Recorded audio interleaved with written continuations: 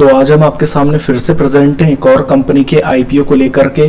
Company का नाम जैसा कि आप देख रहे हैं Hyundai मोटर इंडिया लिमिटेड है। यह Hyundai मोटर है। ये कंपनी आज अपना पब्लिक इशू लेकर के आई है 15 तारीख को। तकरीबन इस इशू का साइज है 28,000 करोड़ रुपए के आसपास का।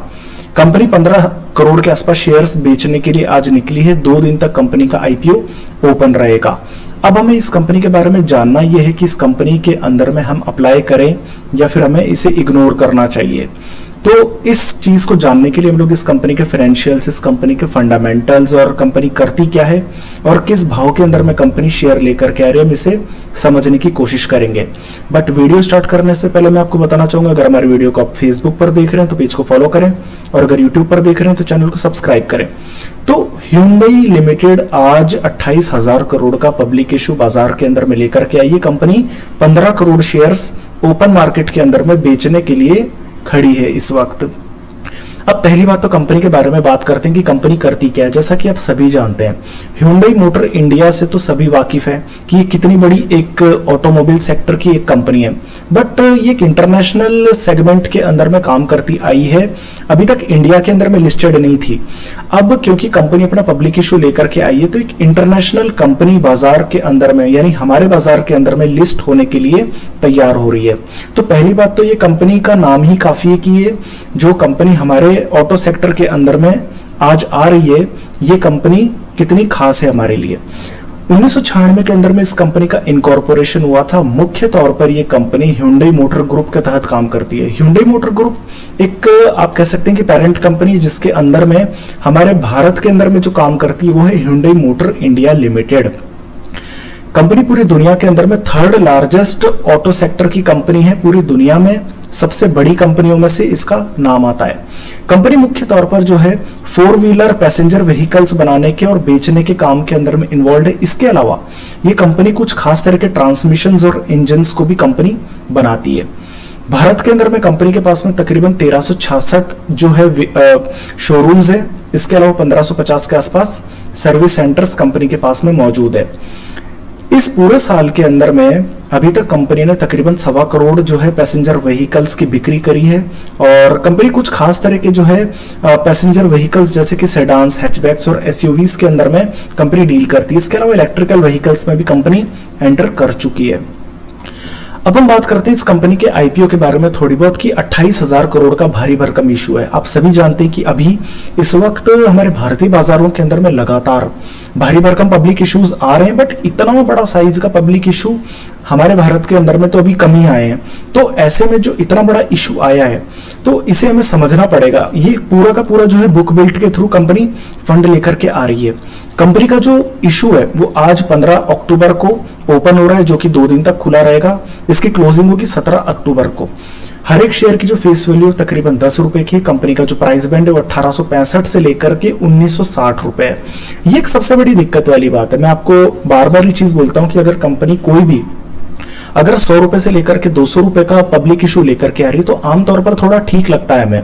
यानी ये एक लॉजिकल नहीं है, बट एटलीस्ट हमें फिगर्स वाइज थोड़ा सा कंफर्टेबल लगता है एक रिटेल इन्वेस्टर्स के लिए तो एटलीस्ट। अब कंपनी का जो प्राइस बैंड है वो 1865 रुपए का जो है आपको लोअर बैंड नजर आएगा, 1960 रुपए का आपको हायर बैंड नजर आएगा। हर एक लॉट के अंदर में कंपनी 7 शेयर्स देगी। कंपनी का जो टोटल इश्यू साइज तकरीबन 28,000 करोड़ रुपए का इश्यू साइज और पूरा का पूरा कंपनी जो है यहां पर ऑफर फॉर सेल के जरिए लेकर के आ रही है। 100% ओएफएस है। इसका मतलब यह है कि भारत के अंदर में Hyundai के जो प्रमोटर्स हैं वो अपनी हिस्सेदारी को बेचते हुए नजर आ रहे हैं। कंपनी अपनी स्टेक सेल आउट नहीं कर रही है, बल्कि कंपनी की जो होल्डिंग थी प्रमोटर्स के हैंड्स में वो अपने हैंड्स को चेंज कर रहे हैं। तो ये एक सबसे ये कोई हमें चीज अच्छी नहीं लगी। हालांकि देखिए कंपनी बहुत बड़ी है और अच्छे सेक्टर में काम कर रही है, बट कंपनी के प्रमोटर्स एग्जिट कर रहे हैं इस कंपनी के अंदर में से, ये हमारे लिए थोड़ा सा एक ठीक हमें लॉजिकल नहीं लगता। इसके अलावा एम्प्लॉयज को जो डिस्काउंट मिलेगा 186 रुपए का हर एक शेयर पर डिस्काउंट मिलेगा। कंपनी बुक बिल्ड के थ्रू पब्लिक इशू लेकर आ रही है। लिस्टिंग कंपनी की होगी बीएसई और एनएसई के अंदर में। तो आईपीओ जो ओपन हो रहा है वो 15 अक्टूबर को ट्यूसडे को यानी कि आज ओपन हो चुका है। इसके अलावा कंपनी जो है अपना पब्लिक इशू क्लोज करेगी 17 अक्टूबर को गुरुवार के दिन। अलॉटमेंट मिला है या नहीं मिला आपको पता चल जाएगा 18 अक्टूबर को, शुक्रवार को। और अगर अलॉटमेंट नहीं मिला है तो 21 अक्टूबर 2024 मंडे को आपको जो रिफंड है वो इनिशिएट हो जाएगा। और अगर आपको शेयर्स अलॉट होते हैं तो 21 अक्टूबर मंडे को आपको शेयर्स भी आपको डीमैट में ट्रांसफर होते नजर आ जाएंगे।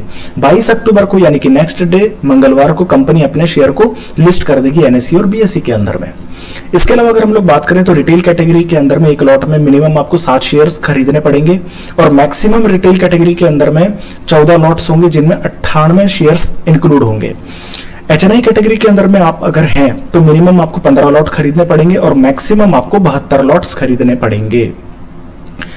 बाकी हम लोग बात करें यहां पर कि तकरीबन कंपनी जो है 4.5 करोड़ शेयर से लेकर के आइए 8,500 करोड़ रुपए जो है एंकर्स के हाथों में होंगे, जो कि 50% जो है 1 मंथ की होल्डिंग होगी, बाकी की जो है तकरीबन 3 महीने तक की होल्डिंग पर होंगे। अब हम लोग बात कर लेते हैं हमारी कंपनी के फाइनेंशियल्स के बारे में। तो देखिए अभी जो हम आप लोगों को यहां पर जो डेटा नजर आ रहा है, ये डेटा हमारा मुख्य तौर पर जून तक का डेटा है, यानी कि क्वार्टरली बेसिस पर डेटा है। तो आपको मेनली तो जो है ये तीनों ईयर्स आपको कंपेयर करने पड़ेंगे क्योंकि ईयरली डेटा आपका ये है।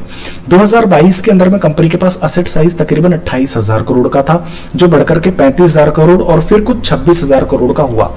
देखिए असेट्स के अंदर में एक मैन्युफैक्चरिंग कंपनी के अंदर में मुख्य तौर पर इसका इंफ्रास्ट्रक्चर आ जाता है, फैक्ट्रीज आ जाती हैं, वेयर हाउसेज आ जाते हैं।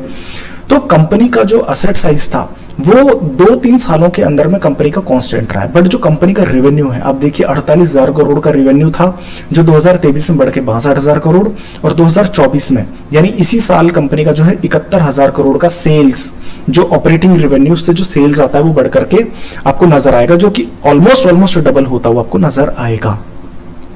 अगर हम कंपनी के प्रॉफिट आफ्टर टैक्स की बात करें तो देखिए आज से 2 साल पहले कंपनी 3,000 करोड़ रुपए का पैट क्रिएट कर रही थी। उसके बाद में कंपनी का जो प्रॉफिट आफ्टर टैक्स है वो 4800 करोड़ होता हुआ नजर आया और पिछले ही साल 6,000 करोड़ का जो है प्रॉफिट आपको नजर आया। यहां तक कि इस क्वार्टर में भी कंपनी ने 1,500 करोड़ रुपए का प्रॉफिट जनरेट कर लिया है। कंपनी के जो नेटवर्थ है वो 16,000 करोड़ से तकरीबन आपकी जो है 10,000 करोड़ यानी ऑलमोस्ट उतनी ही नजर आएगी। रिजर्व और सरप्लस की बात करें तो 16,000 करोड़ का रिजर्व और सरप्लस था, जो कि बढ़कर के 20,000 करोड़ और अभी गिर करके 10,000 करोड़ आपको नजर आएगा। जो है कंपनी के पास में मामूली सा जो है कंपनी के पास बोरोइंग्स है, यानी कि उधारी कंपनी के पास कमी है। 1100 करोड़ रुपए की जो है कंपनी के पास बोरोइंग्स थी, जो रिड्यूस होकर के 750 करोड़ रुपए के आसपास की जो है आपको नजर आएगी। तो ये डेटा देख करके एक चीज क्लियर हो जाती है कि ये एक कांस्टेंट बेसिस पर काम करने वाली कंपनी है। बहुत ज्यादा हम लोगों को असेट्स बढ़ता हुआ नजर नहीं आया। सेल्स के अंदर में कंपनी की बढ़त हमको नजर आ रही है, प्रॉफिट्स में भी बढ़त आ रही है, बट नेटवर्थ और रिजर्व और सरप्लस में ज्यादा बढ़ोतरी हमें नजर नहीं आ रही है। अगर हम बात करें यहाँ पर हमारी कंपनी की रिटर्न ऑन कैपिटल एम्प्लॉयड की तो 13.5% के आसपास की, जो कि 15% के अप्रॉक्स है, काफी ठीक है। रिटर्न ऑन नेटवर्थ भी 12.5% है, जो कि 15% के अप्रॉक्स है, ये भी ठीक है। Price to book value company की 15 की है, जो कि काफी ज्यादा है, क्योंकि देखिए ऑटो सेक्टर कंपनीज के अंदर में उम्मीद ही करी जाती है कि आप 10 की अगर प्राइस टू बुक पर भी अगर आप शेयर लेकर के आ रहे हैं तो ओके, बट 15 का प्राइस टू बुक थोड़ा सा जो है हमें महंगा नजर आएगा।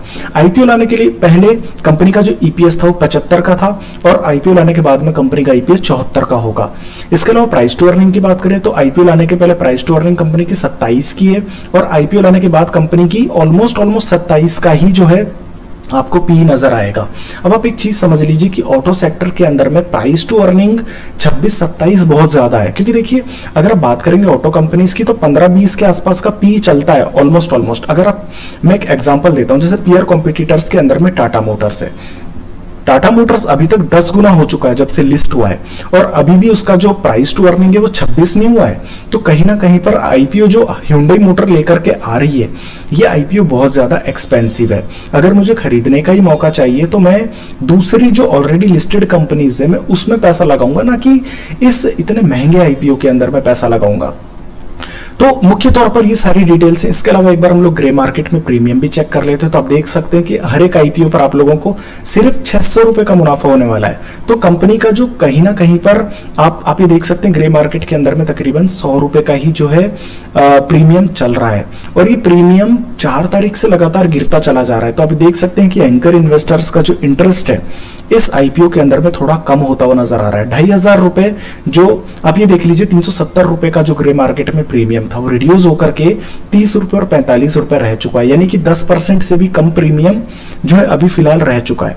तो कहीं ना कहीं पर ग्रे मार्केट के अंदर में एंकर इन्वेस्टर्स भी कोई खासा इंटरेस्ट इसके अंदर में नहीं दिखाए हैं।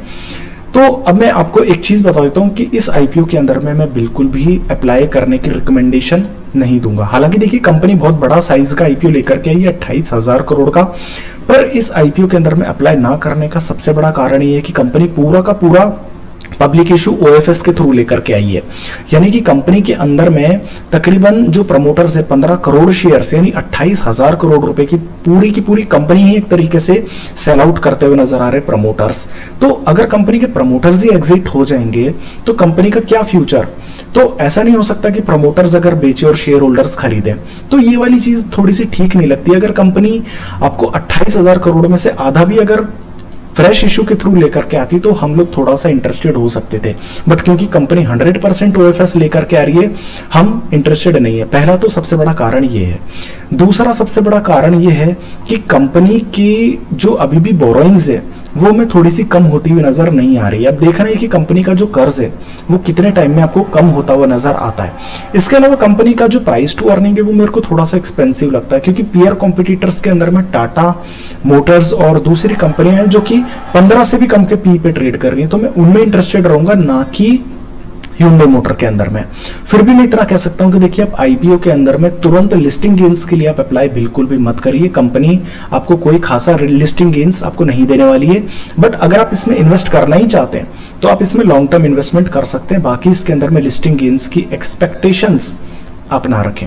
तो आईपीओ जो आज आया है Hyundai मोटर इंडिया लिमिटेड, इसके बारे में मैं बात कर चुका हूं। इसके अंदर में आप लॉन्ग टर्म के लिए अप्लाई कर सकते हैं, लॉन्ग टर्म के लिए इन्वेस्ट कर सकते हैं, बट लिस्टिंग गेन्स के लिए आप इसके अंदर में पैसा ना लगाएं। तो वीडियो के अंदर में आज के लिए इतना ही। अगर हमारे वीडियोस आपको पसंद आते हैं तो फेसबुक पर हमारे पेज को फॉलो करें, या फिर अगर आप इसे यूट्यूब पर देख रहे हैं तो चैनल को सब्सक्राइब करें। आज के लिए इतना ही, धन्यवाद।